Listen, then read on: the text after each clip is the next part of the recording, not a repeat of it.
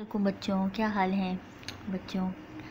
आज क्या है? आज है जुमेरात और आपको पता है कि आज हम पढ़ते हैं किताब मौज़ज़ात से आख़िर दो जहां सल्लल्लाहु अलैहि वसल्लम का एक मौज़ज़ा। अच्छा, ये सामने आपको ये इतने खूबसूरत रंग नज़र आ रहे हैं जी।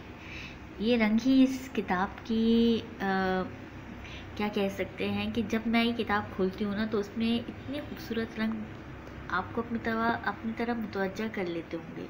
इसके रंग हैं इतने खूबसूरत, और ये जो इस पे आपको हिरन बनी हुई नज़र आ रही है, इससे आपको इस आइडिया हो जाएगा कि आज हमारा टॉपिक क्या है। आज हमारा टॉपिक है हिरनी का वादा।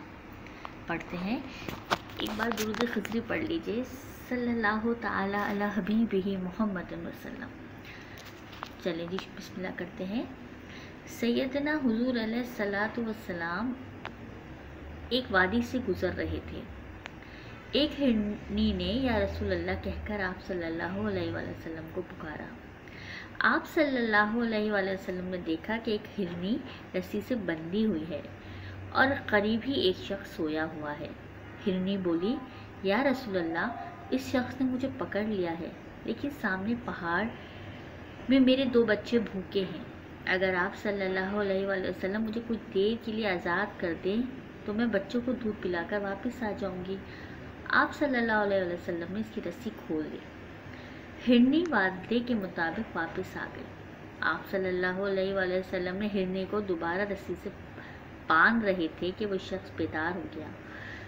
आप सल्लल्लाहु अलैहि वसल्लम को देखकर वो बहुत खुश हुआ और अर्ज़ किया, या रसूल अल्लाह सल्लल्लाहु अलैहि वसल्लम, मैं आपको तोहफे में हिरनी पेश करना चाहता हूँ।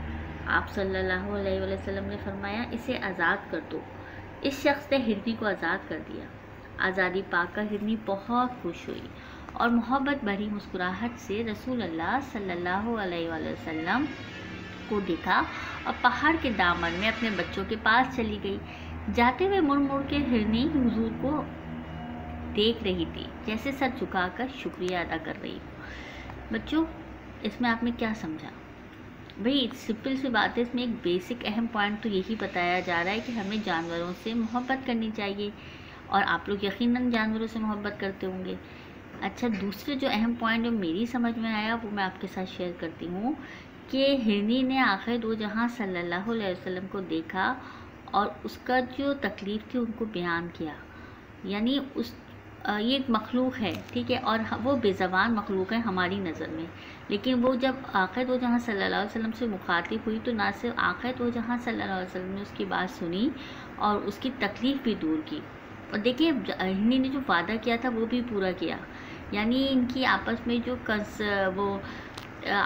इनका कांटेक्ट था वो इतना ऐसे हो रहा था कि जैसे ये दोनों अपने आप एक दूसरे से बहुत अच्छी तरह वाकिफ़ हों। अच्छा, आप किसी जानवर के पास से गुजरते हैं, आप समझ सकते हैं कि वो आपसे क्या चाहता है। यकीनन वो अपनी हरकत और सकनात से वाज़े कर देता है कि वो आपसे खुश है या आपसे नाराज़ है, या वो आप उसको तकलीफ़ दे रहे हैं या वो आपको तकलीफ़ देगा। ये हरकत और सकनात से वाज़े हो जाता है, लेकिन हमारी मूवमेंट से पता चल जाता है। लेकिन ये जो वाक़या पूरा है, इसमें ये बताया गया है कि आखिर दो जहां सल्लल्लाहु अलैहि वसल्लम रहमतुल लिल आलमीन है। हर शय आखिर दो जहां सल्लल्लाहु अलैहि वसल्लम के नबी होने की गवाही देती है, और वो जानवर जो होते हैं ना वो गैब से वाकिफ़ होते हैं, ठीक है। एक पॉइंट हमारे जहन में ये भी आया। फिर ये आया कि उस शख्स ने हुज़ूर पाक सल्लल्लाहु अलैहि वसल्लम को ये हिरनी जो थी तोहफे में दी, तो आप सल्लल्लाहु अलैहि वसल्लम ने उस हिरनी को आज़ाद कर दिया, ठीक है। और वो मुड़ मुड़ कर देख रही थी जैसे आखिर दो जहां सल्लल्लाहु अलैहि वसल्लम का शुक्रिया अदा कर रही हो। तो इस तरह से देखें, अल्लाह पाक भी कितना खुश होता है ना। और हम जो हैं, हम आखिर दो जहां सल्लल्लाहु अलैहि वसल्लम के उम्मती हैं। हमारे अंदर वो तमाम औसाफ होने चाहिए जो हमारे नबी में थे, और यही हमारी पहचान होनी चाहिए। हमें सिर्फ ज़बानी कलामी अपनी उम्मती होने का ऐलान नहीं करना, बल्कि अपने अमल से बताना है कि आखिर दो जहां सल्लल्लाहु अलैहि वसल्लम ने जो काम किया वही काम हमने करना है, ठीक है। हमने जानवरों से शफ़क़त और मोहब्बत से पेश आना है, और वो बेज़बान होते हैं, वो हमारी हर बात, हमारी हर एटीट्यूड को समझ रहे होते हैं। सही है, वो इसका इजहार नहीं कर पाते क्योंकि वो मज़लूम और होते हैं, ठीक है। कुछ बच्चे जानवरों अपना शौक़ पूरा करने के लिए जानवरों को तकलीफ़ देते हैं, जो बहुत गलत है।